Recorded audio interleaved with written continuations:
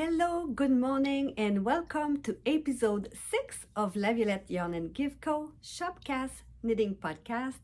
My name is Manos. I am the current owner of this beautiful store located in Bouctouche, New Brunswick.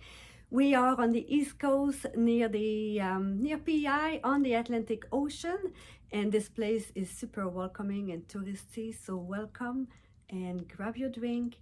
Come back and meet me in a minute. I will show you some tips and tricks I wish I knew. Chat soon.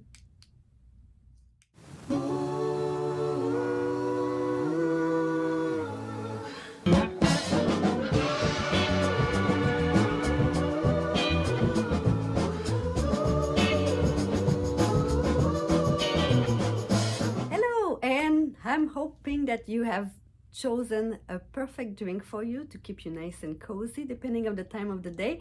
Your drink may be a little bit different than mine. I am drinking water. It is a little early on this Friday morning, April 14, and I'm here today to share with you some tips and tricks I wish I knew when I started to knit. So, when you join your project in a round, you're knitting a hat or you're knitting a sweater or mittens, there's often a little gap on your cast on between the first stitch of the first row and the last stitch. So to avoid this gap, I actually learned this trick years ago when I was watching Jody on the Grocery Girls, and it's quite a simple trick. There's many tricks out there, so you really have to decide which one works for you. And if you decide to not do anything, at the end it's quite easy to just take your tail and weaving the ends and kind of make it a little bit more even. So I'm going to insert a video to show you the technique that I do. And I basically cast on an extra stitch, and here it is. This is what I do.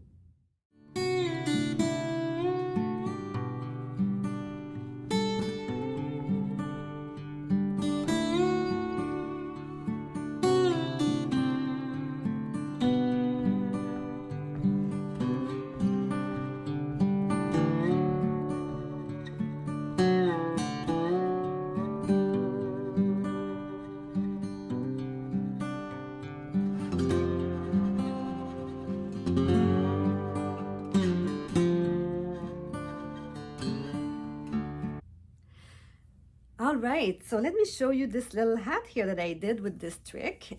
This is the Press Flower hat by Amy Christoffers, and I love it. So you can barely tell where I have did my cast on and my extra stitch. So yeah, it's invisible. And this hat was a really fun project to do. It is not color work, even though it is looking like stranded color work. It is mosaic knitting, and look at that. It's so beautiful. So mosaic knitting, unlike color work, you don't have to worry about your flow because you're only using one color at the time on each row. So it's quite easy. If you want to take some classes, I am teaching at Woolstock East in September. Yeah, September. Woolstock East is hosted by the Sisterhood Fiber in Tatamagouche.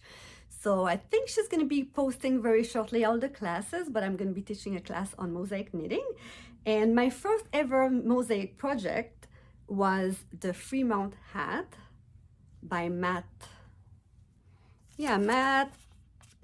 Kladney. I will write it down. And I was really curious about mosaic knitting. It's something that's not new. It's been out since, the ages of time of knitting, but it didn't come back in the 60s. And now with social media and all the new patterns, everybody wants to make some mosaic knitting. But look at this beautiful crown. It's gorgeous. It's a really, really nice hat. So I became friend with Matt after posting his project and his hat and encouraging people to try this pattern. And then Matt came out with this really fun hat, this really fun book. I'm not going to show you the whole book because it's really pornographic. And if you've followed me for a little while on social media, the first day I received the book, I posted my reaction to the book, and I still having a difficult time to open the book. So, but I'm going to show you the cover. There's nothing bad in the cover. It's called That Hat Over There. And it is say right here that it's for adult only. And yes, it's for adult only. So yeah, I can't even look to those pages. But let me show you a little bit more project on mosaic knitting. The hat I just showed you by Amy Christopher, I've used, look at this beautiful array of colors there. I've used Julie Asselin Journée Sport, and it's one of my favorite sport weight yarn. It is non-superwash, so it's really natural, and it's, there you go. I don't know if you can see that, 80% Rambouillet and 20% Turkey. And I've used these two colors. Oops, let me go down here. I've used the autumn color with the charbon to make this beautiful hat. And I had enough left over to make a little Sophie scarf with the autumn color. Like I made a small version, and it's really cute. Actually, I should show you a picture that I'm gonna insert right here so you can see it.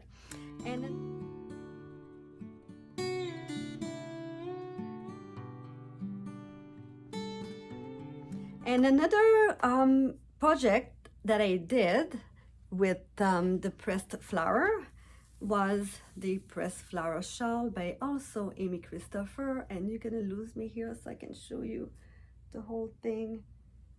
It is really, really a big shawl, and it's like a schlunket, really. It's beautiful. Look at the inside. So when this was my first one, my first pressed flower pattern. I did this one before doing the hat, and I made a mistake right from the beginning, and I carried on with my mistake because I kind of like the look. So I'll show you the difference here.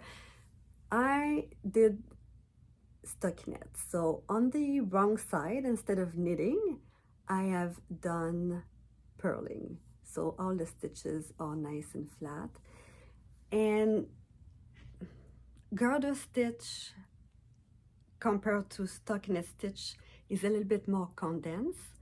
So that makes my shawl a little longer than if I would have followed the pattern properly. And I also use a fingering weight as opposed to a decay weight with the same size needle. And the reason I did that is because I wanted to have a beautiful drape. And I did. I achieved exactly what I wanted, and I love it. It's a great, great shawl. I know that Camille that works here also, she's done the shawl with the proper, as recommended, weight and needle, and hers is smaller. She also did the garter stitch as we required and suggested, and it's a little smaller, a little more dense. So depending on what you want to wear the shawl for and your taste, you can do whatever you really, really like. So I did this one first, and I'll show you the difference in the pattern here with this one. Can you see the pearl bump? Because you knit on the right side and the wrong side, and I've did knit and purl on this one and the proper technique on this one, but both of it are different and beautiful. I'm very happy with it. So after making these two, I decided to cast on another mosaic project because now I'm feeling like I'm a little bit addicted to this technique. This is the inside of the shawl, and this is the right side. Oh, it's beautiful. It's absolutely beautiful. This is called the Lune shawl by Natasha Hornby, and she is on Instagram, go by Moonstruck Knit, and she has beautiful pattern, beautiful pattern and instruction, very easy to follow, very trendy. This one actually, she has it with little tassel at the end, and I've decided not to do the tassel and just wear it just like that, and I love it. I love it. I've used really affordable yarn to do this shawl. You can wear it like this as well. There you go. It's super beautiful. And you can wear it on your shoulder, just like over your shoulder and the back. There's endless possibility of what you can do with the shawl. You change the needle size, you change the yarn, you have a different look. The only thing you have to keep in mind is when the designer suggests a needle size and a yarn weight and gives you how much yardage you should buy or have in your stash to knit this garment or this piece of accessories. If you change anything, you may not have enough yarn, or you may have too much yarn. So keep this in consideration when you do modification. So yeah, this is my beautiful Lune shawl, and I am going to show you what I've knitted with. Hold on a second. All right, so I'm out of the charcoal that I've used, but I've basically used a refined by Cascade yarn, and it is 100% recycled yarn. It's a fingering weight. It has 75 superwash merino wool and 20% nylon, 5% viscose. A lot of yardage. It has, I think I should put my glasses on, 460 meter, 503 yards. So it's a #1 yarn. It's a fine, and you can use it for socks. You can use it for shawl. I know that a lot of people have used it in garment as well. It's beautiful. It kind of feels rustic, but it's not itchy. It's a beautiful weight. So I've used the dough color, this one here, just color number 16, I can't remember the name, and then I used the dark gray that I no longer have. So yeah, this is a beautiful project that I definitely recommend to do. And recently Emily that works here did some little fingerless glove. The name of the pattern is the Pioneer Gloves. It's a free pattern by McClure. Really fun, and it doesn't take much yarn at all if you do the short version. So these one are the short version here. And she used 37 grams only of the Peppino by Richard Devrieze. So the Peppino is a small skein of 100% merino yarn, and it's 65 grams. So she only used 37 grams. There's two versions of this pattern online. There is the short version that Emily did, and there's also a longer version that, you know, you can have this much longer here. So you have enough in one skein at $19 to do the long version if you wish to. So it's really nice, and we have so many fun colors of this one. Look at that. Yeah, you can just head out to the website and check out the colors we have. I like her one skein project, and I like when I buy something that I have something in mind to do. Otherwise you get home and then you put this in your stash and you're like, what am I gonna do? I don't know. What am I wearing today? I didn't make that. It's Darlene Degle, who's often watching. So hi Darlene, thank you for subscribing to the channel. And yes, by the way, thank you so much for all the followers and for subscribing, the thumbs up and likes and the comment. It really helps a new channel to grow, and it makes me feel really good. So thank you so much to subscribe. Yeah, thank you. So Darlene, she does some sample knitting sometime, and this one is a beautiful cardigan called Symbios. It is by one of our New Brunswick designer. Her name is Marie-Christine Lévesque, and she goes by MCL Design, Tricot Design. I will link her in the description and put her name into the little bar at the bottom shortly. So the Symbiose is knit from top down, and it's a beautiful construction because the button band is knitted at the same time. So you don't have to go back after and pick up all your stitches and add the button band. It's knitted in one piece. She has this nice long cuff here and beautiful lace details on the sleeves only. Yeah. So she calls for DK weight. She actually did it, if I'm not mistaken, with a fingering weight and a mohair. And that's what we've done as well. So Darlene used the Sunday.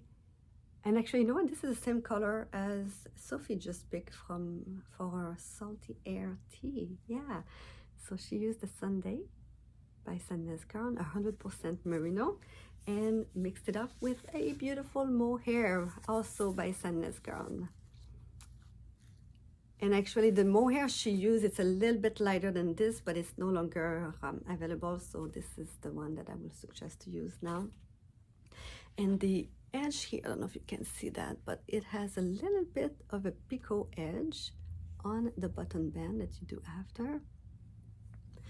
And it's done with only one strand of the mohair. It's so soft and romantic and beautiful. Darlene did do for me the button band. They are somewhere, but I choose not to put the button band because I just like to wear it just like that. And it's stunning. I've got a few clients that done it with different colors, and it's beautiful in every single color. If you're not a fan of mohair, you can easily do with a DK weight. There's a lot of DK weight option that doesn't have any woolly wool. Even the Lizu DK by Julie Asselin is a super wash with silk, and it's so beautiful. That will be a beautiful yarn weight for this. So yeah, lots of option. Thank you so much for joining me today. It is a short and sweet episode. But before I go, I need to tell you who is the winner of the two $25 gift card that I drew this morning. So to participate, you only had to comment on the podcast. That was episode 5. The first winner is Lori Haines. Thank you so much for commenting and watching. So I'm going to put my email in the description. You email me and let me know how to contact you so you can receive your gift card. And the other winner is Wendy Morris. Thank you so much for watching as well. Contact me to the email address. It's basically hello@lavioletteyarnandgiftco.com. I'm going to write that down, and congratulations. So if you want to win a gift card to come and do some shopping, you can shop online. You don't have to come here. The only thing you need to do is to comment down below, and you can ask me what is it that you like, and I can talk about it. And yeah, thank you so much for watching. Enjoy the spring weather. It is we've been waiting for it. It's been so cold. We still have snow here on the Maritime, and it's April 14, but it's slowly melting away. I'm hoping that by Sunday we can just sweep out the sidewalk and make it more welcoming and welcome the nice weather, the tourists. And yeah, that's it. So be kind, stay healthy, and we'll see you soon. Cheers.